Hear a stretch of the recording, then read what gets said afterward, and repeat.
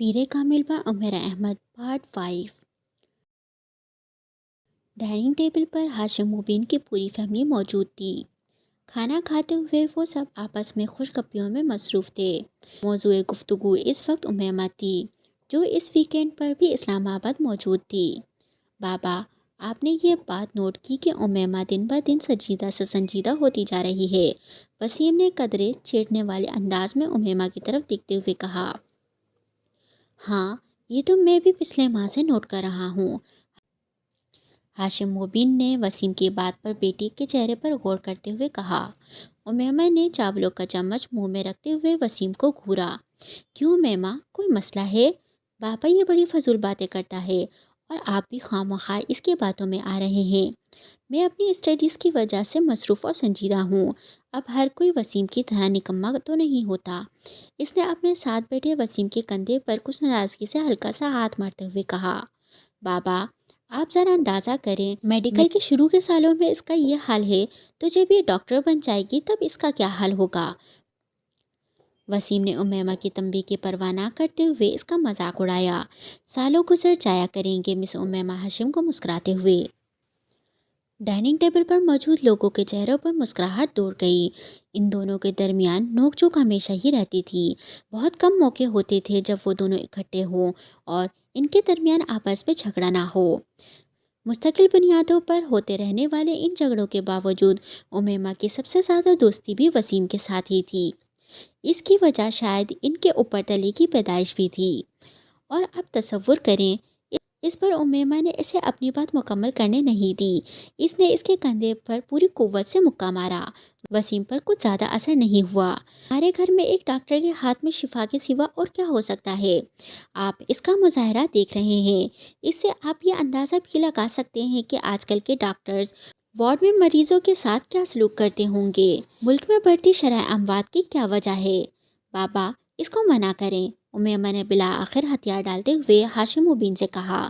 وسیم، ہاشم مبین نے اپنی مسکراہٹ ضبط کرتے ہوئے وسیم کو جھڑکا۔ وہ بڑی سعادت مندی سے فوراً خاموش ہو گیا۔ اس نے پورے لفافے کو گرائنڈر میں خالی کر دیا اور پھر اسے بند کر کے چلا دیا۔ خانسامہ اسی وقت اندر آیا۔ چھوٹے صاحب، لائیں میں آپ کی مدد کر دوں؟ وہ اس کی طرف بڑھا مگر اس نے ہاتھ کے اشارے سے اسے روک دیا۔ نہیں، میں خود کر لیتا ہوں، تم مجھے دودھ کا ایک گلاس دے دو، اس نے گرائنڈر آف کرتے ہوئے کہا۔ خانسامہ ایک گلاس میں دودھ لے کر اس کے پاس چلا آیا۔ دودھ کے آدھے گلاس میں اس نے گرائنڈر میں موجود تمام پاؤڈر ڈال دیا اور ایک چمچے سے اچھی طرح ہلانے لگا۔ پھر ایک ہی سانس میں وہ دودھ پی گیا۔ کھانے میں آج کیا پکایا ہے تم نے؟ اس نے خانسامہ سے پوچھا۔ خانسامہ نے کچھ ڈشز گنوانا شروع کر دیں۔ اس کے چہرے پر کچھ ناگواری ابھری۔ میں کھانا نہیں کھاؤں گا، سونے جا رہا ہوں، مجھے ڈسٹرب مت کرنا، اس نے سختی سے کہا اور کچن سے نکل گیا۔ پیروں میں پہنی ہوئی باٹا کی چپل کو وہ فرش پر تقریباً گھسیٹ رہا تھا۔ اس کی شیو بڑی ہوئی تھی اور آنکھیں سرخ تھیں۔ شرٹ کے چند ایک کے سوا سارے بٹن کھلے ہوئے تھے۔ اپنے کمرے میں جا کر اس نے دروازے کو لاک کیا اور وہاں موجود جہازی سائز کے ایک میوزک سسٹم کی طرف بڑھا اور کمرے میں بالٹین کا when a man loves a woman بلند آواز میں بجانے لگا۔ وہ ریموٹ لے کر اپنے بیڈ میں آ گیا اور اوندھے منہ بے ترتیبی کے عالم میں لیٹ گیا۔ اس کا ریموٹ والا بایاں ہاتھ بیڈ سے نیچے لٹک رہا تھا اور مسلسل ہل رہا تھا۔ اس کے دونوں پاؤں بھی میوزک کے ساتھ ساتھ گردش کر رہے تھے۔ کمرے میں بیڈ اور اس کے اپنے حلیے کے علاوہ ہر چیز اپنی جگہ پر تھی۔ کہیں پر کچھ بے ترتیب نہیں تھا، کہیں پر گرد کا ایک ذرہ تک نہیں تھا۔ میوزک سسٹم کے پاس موجود دیوار کی شیلف میں تمام ایوارڈز اور ویڈیو کیسٹس کے بڑے اچھے طریقے سے لگے ہوئے تھے۔ ایک دوسری دیوار میں موجود ریک پر کتابوں کی ایک بڑی تعداد موجود تھی۔ کونے پر پڑی ہوئی کمپیوٹر ٹیبل سے عیاں تھا کہ اسے استعمال کرنے والا بہت آرگنائزڈ ہے۔ کمرے کی مختلف دیواروں پر ہالی ووڈ ایکٹرز اور وہاں کے بیڈ کے پوسٹر لگے ہوئے تھے۔ باتھ روم کے دروازے اور کمرے کی سیڑھیوں کے شیشے کو پلے بوائے میگزین سے کاٹی گئی کچھ ماڈلز کی تصویروں سے سجایا گیا تھا۔ کمرے میں پہلی بار داخل ہونے والا دروازہ کھولتے ہی بہت بری طرح چونکا کیونکہ بالکل سامنے کھڑکیوں کے شیشوں پر موجود وہ تصویر چند لمحوں کے لیے دیکھنے والے کو تصویریں نہیں بلکہ اصل لڑکیاں نظر آتی۔ ان تصویروں کے وہاں لگاتے ہوئے ترتیب کا ایک خاص خیال رکھا گیا تھا۔ میوزک سسٹم جس دیوار کے ساتھ موجود تھا، اسی دیوار کے ایک کونے میں دیوار پر ایک الیکٹرک گٹار لٹکایا گیا تھا اور اسی کونے میں ایک کی بورڈ بھی اسٹیڈی پر رکھا ہوا تھا۔ دیوار پر گٹار سے کچھ فاصلے پر پیکولو، فلوٹ اور اوبیو بھی لگائے گئے تھے۔ اس کمرے کے مکین کو یقیناً میوزک سے گہری دلچسپی تھی۔ بیڈ کے بالکل سامنے والی دیوار میں موجود کیبنٹ ٹی وی موجود تھا اور اسی کیبنٹ کے مختلف خانوں میں مختلف ٹرافیز اور شیلڈز پڑی ہوئی تھیں۔ کمرے کا چوتھا کونا بھی خالی نہیں تھا۔ وہاں دیوار پر مختلف ریکٹس لٹکے ہوئے تھے۔ ان میں سے ایک ٹینس کا تھا اور دو اسکواش کے۔ ان ریکٹس کو دیوار پر لٹکانے سے پہلے نیچے پوسٹر لگائے گئے تھے اور پھر ریکٹس اسی طرح لٹکائے گئے تھے کہ یوں لگتا کہ وہ ریکٹس ان کھلاڑیوں نے پکڑے ہوئے ہوں۔ ٹینس کے ریکٹ کے نیچے گیبریلا سپارٹی کا پوسٹر لگا ہوا تھا کہ اسکواش کے ایک ریکٹ کے نیچے جہانگیر خان کا پوسٹر تھا، جبکہ دوسرے ریکٹ کے نیچے روڈنی مارٹن کا۔ کمرے میں واحد جگہ بے ترتیب تھی، وہ ڈبل بیڈ تھا جس پر وہ لیٹا ہوا تھا۔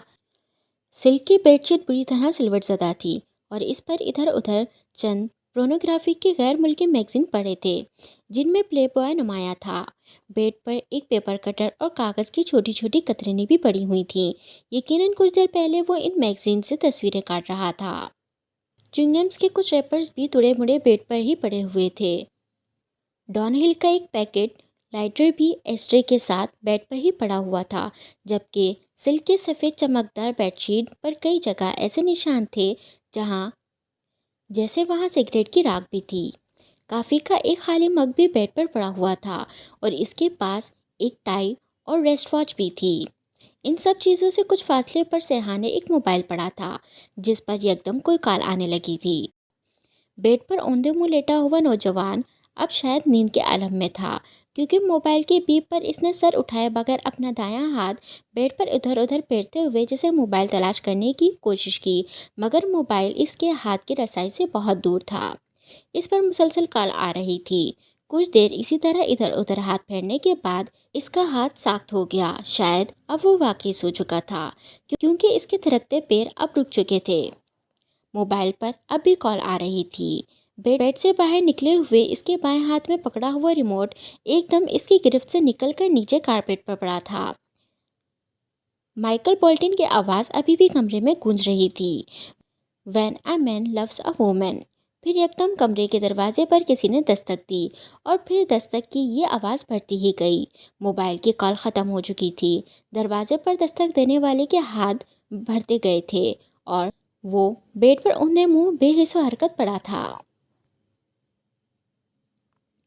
"ڈونٹ ٹیل می امیمہ، کیا تم واقعی انگیجڈ ہو؟" زینب کو جویریہ کے انکشاف پر جیسے کرنٹ لگا۔ امیمہ نے ملامتی نظروں سے جویریہ کو دیکھا جو پہلے ہی معذرت خواہ انداز میں اسے دیکھ رہی تھی۔ "اسے نہیں، مجھے دیکھ کر بتاؤ، کیا تم واقعی انگیجڈ ہو؟" زینب نے اس بار اسے جھڑکتے ہوئے کہا۔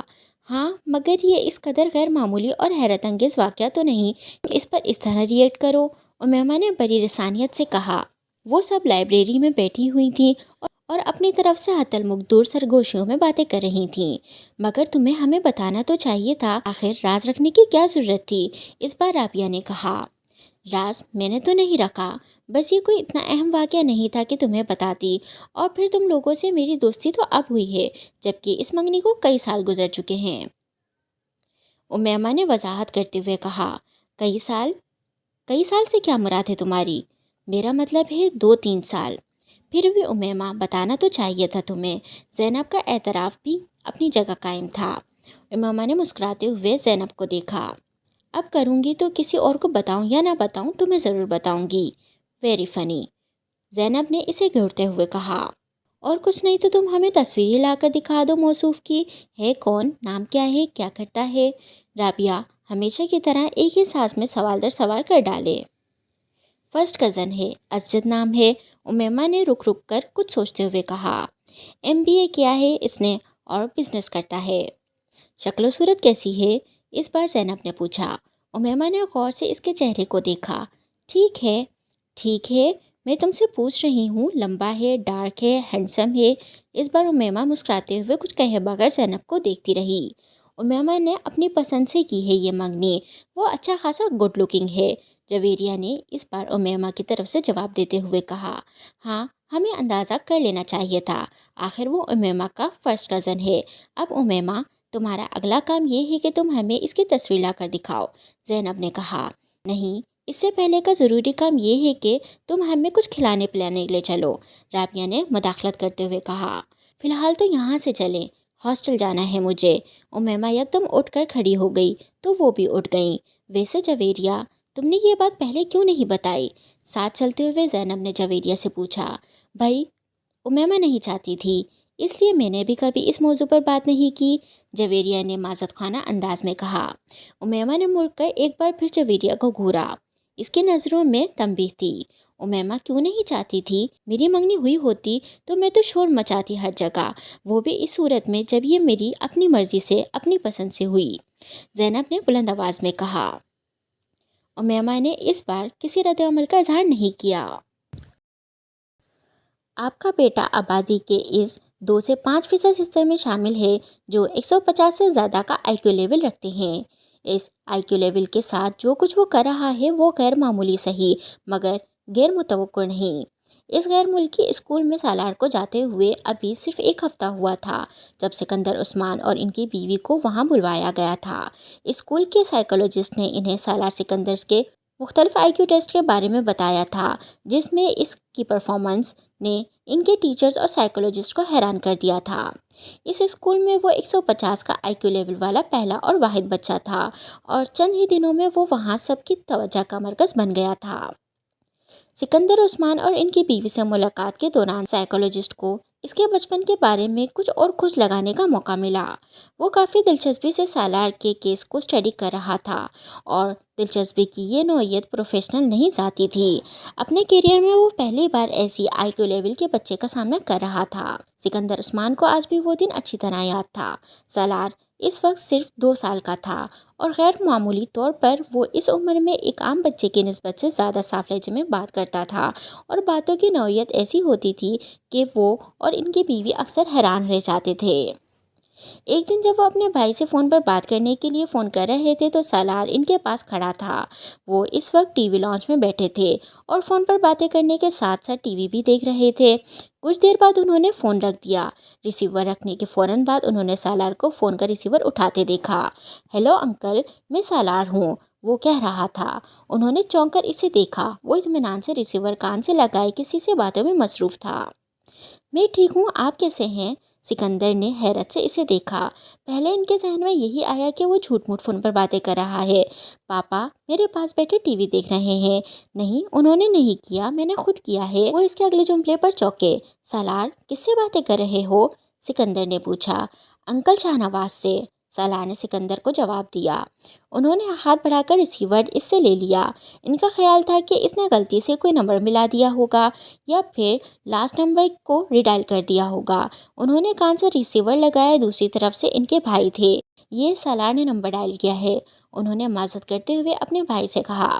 سالار نے کیسے ڈائل کیا؟ وہ تو بہت چھوٹا ہے، ان کے بھائی نے دوسری طرف سے کچھ حیرانی سے پوچھا۔ میرا خیال ہے اس نے آپ کا نمبر ریڈائل کر دیا ہے، اتفاق سے ہاتھ لگ گیا ہوگا۔ ہاتھ مار رہا تھا سیٹ پر۔ انہوں نے فون بند کر دیا اور ریسیور نیچے رکھ دیا۔ سالار جو خاموشی کے ساتھ ان کی گفتگو سننے میں مصروف تھا، ریسیور نیچے رکھتے ہی اس نے ایک بار پھر ریسیور اٹھا لیا۔ اس بار سکندر عثمان اسے دیکھنے لگے۔ وہ بالکل کسی میچور آدمی کی طرح ایک بار پھر شاہ نواز کا نمبر ڈائل کر رہا تھا اور بڑی روانی کے ساتھ۔ وہ ایک لمحے کے لیے دم بخود ہو کر رہ گئے تھے۔ 2 سال کے بچے سے انہیں یہ توقع نہیں تھی۔ انہوں نے ہاتھ بڑھا کر کریڈل دبا دیا۔ سالار، تمہیں شاہ نواز کا نمبر معلوم ہے؟ انہوں نے حیرانی کے اس جھٹکے سے سنبھلتے ہوئے کہا۔ ہاں، بڑے اطمینان سے جواب دیا گیا۔ کیا نمبر ہے؟ اس نے بھی روانی کے ساتھ وہ نمبر دہرا دیا۔ وہ اس کا چہرہ دیکھنے لگے۔ انہیں اندازہ نہیں تھا کہ وہ گنتی کے اعداد سے واقف ہوگا اور پھر وہ نمبر۔ تمہیں یہ نمبر کس نے سکھایا؟ میں نے خود سیکھا ہے۔ کیسے؟ ابھی آپ نے ملایا تھا، سالار نے ان کو دیکھتے ہوئے کہا۔ تمہیں گنتی آتی ہے؟ ہاں۔ کہاں تک؟ 100 تک۔ سناؤ۔ وہ مشین کی طرح شروع ہو گیا۔ ایک ہی سانس میں اس نے انہیں 100 تک گنتی سنا دی۔